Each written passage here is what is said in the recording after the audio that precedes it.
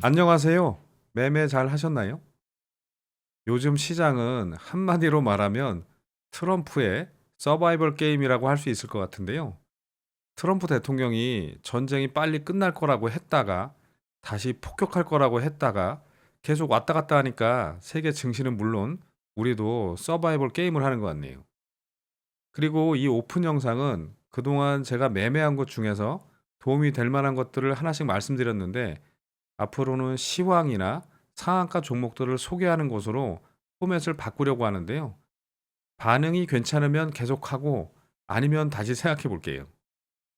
암튼 우리 증시는 코스피가 장 초반부터 급락 출발을 하면서 매도 사이드카가 발동이 됐고 낙폭을 만회하지 못한 채 이렇게 하루 종일 힘없이 흘러내리면서 마이너스 6.49%, 5,405포인트로 마감을 했고요.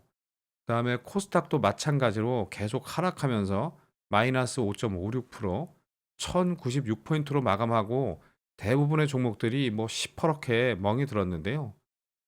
코스피의 대장주인 삼성전자는 지난주에 20만 전자를 깨더니 오늘은 18만 전자로 내려앉으면서 정규 시장에서 마이너스 6.57% 하락한 18만 6,300원으로 마감을 했고요. 코스닥은 지난주 시총 1위로 올라왔던 삼천당 제약이 5일 연속 상승을 하면서 신고가를 기록하고 나홀로 질주를 했죠. 그다음에 오늘 수급 상황을 보시면 코스피는 외국인이 3조 6천억 원, 기관이 3조 8천억 원 넘게 매도를 하면서 지수 하락을 이끌었고 개인만 홀로 7조 원 넘게 순매수하면서 외로운 싸움을 했죠. 그다음에 코스닥 역시 외국인이 2,500억, 기관이 2천억 넘게 매도를 했고요. 개인만 4,656억, 나홀로 매수세를 이어가면서 이 물량들을 받아냈죠. 그리고 오늘 어떤 섹터에 수급이 들어왔는지 살펴보시면 중동 정세 불안으로 석유와 기초 원료인 나프타 가격이 급등하고 재활용 플라스틱 업계에 반사 이익 기대감이 커지면서 이 탈플라스틱 섹터에 수급이 몰렸고 그다음에 광시장 성장 기대감에 일부 관련주들이 상승하면서 방통신 섹터에도 수급이 들어왔죠. 그리고 뭐 나머지는 다 초토화 됐고요. 그다음에 오늘 같은 시장에서도 상한가를 간 종목들을 거래대금 순으로 몇 개 설명드릴게요.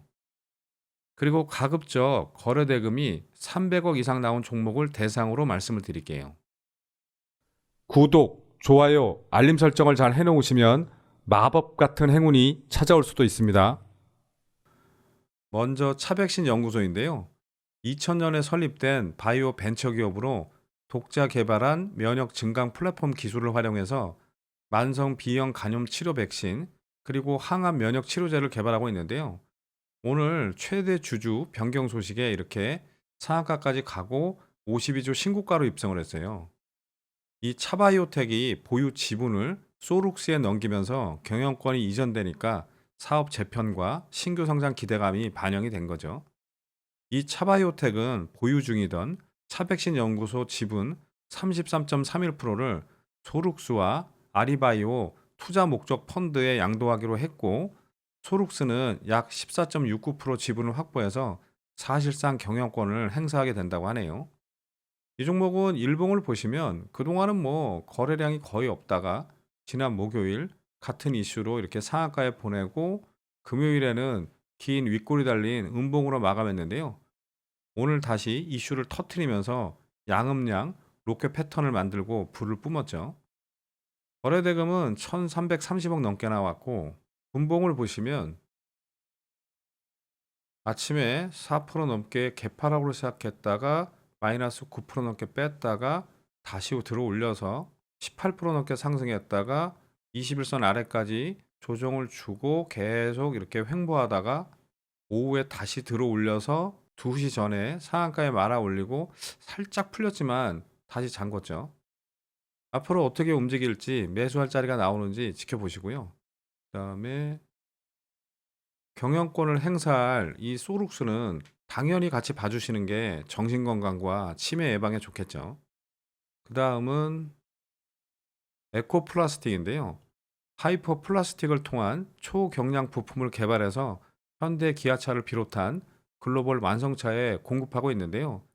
중동 정세 불안 속에 나프타 가격 급등에 따른 반사이익 기대감에 오늘 이렇게 상한가까지 갔는데요. 나프타가 뭔지 아실 거라고 생각은 합니다만 간단하게 말씀을 드리면 석유의 액체 탄화수소 중에서 가장 가볍고 가장 휘발성이 강한 성분을 나타내는 용어예요. 아무튼 글로벌 환경 규제 강화와 기업들의 ESG 경영 확대로 플라스틱 대체 소재에 대한 수요가 급증하고 있고, 이 회사는 폐플라스틱 재활용 기술을 적용해서 친환경 폴리머 시장에서 선도적인 입지를 다진 점이 부각된 거라고 하는데요. 일봉을 보시면 뭐 그동안 이렇게 거래량이 없이 등락을 거듭하다가 이달 초에 2,640원 저점을 찍고 야금야금 상승하다가 오늘 좋은 소식으로 이렇게 불을 뿜었는데요. 거래대금은 1,160억 넘게 나왔고, 분봉을 보시면 아침에 2% 넘게 갭을 띄우고 그대로 5일선을 타고 상한가를 이렇게 터치했다가 11선까지 조정을 주고 다시 이렇게 상한가에 들어갔다가 풀었다 말았다를 반복하다가 오전 11시 30분 전에 다시 말아 올리고 이후에 굳게 잠 거죠. 오늘 외인들의 수급으로 올라온 거고요. 이 종목이 매매하기 그렇게 쉽지는 않아요. 그래서 내일 갭을 얼마나 띄우는지 보시고 지켜주는 자리가 보인다면 매수하시면 될 것 같아요. 그 다음에 한 종목 더 말씀드리면 삼육물산인데요. 이 회사는 1980년에 설립된 위생용 포장 용기 제조 기업이고, 국내 최초로 우유와 음료 등 액체 식품 포장에 사용되는 종이 기반 복합 소재인 카톤팩을 생산하고 있어요. 그리고 최근에는 플라스틱 사용 규제와 친환경 소비 트렌드 확산에 따라서 종이 기반 포장재에 대한 관심이 높아지고 있죠. 아무튼 중동 전쟁으로 인한 나프타 공급 통제로 식품 포장지 수급에 심각한 차질을 빚고 있다는 소식에 에코플라스틱과 같이 이렇게 오늘 동반 상한가에 들어갔는데요. 이 회사는 국내 최초로 나프타 원료가 아닌 종이 포장지를 개발해서 생산하고 있어요. 일봉을 보시면 지난해 정부의 탈플라스틱 정책 기대감에 이렇게 시세를 좀 한번 크게 주고 올해 초부터는 이렇게 거래량 없이 계속 하락하다가 이 종목도 3월 초에 5,390원 저점을 찍고 야금야금 상승하다가 오늘 좋은 소식으로 불을 뿜었는데요.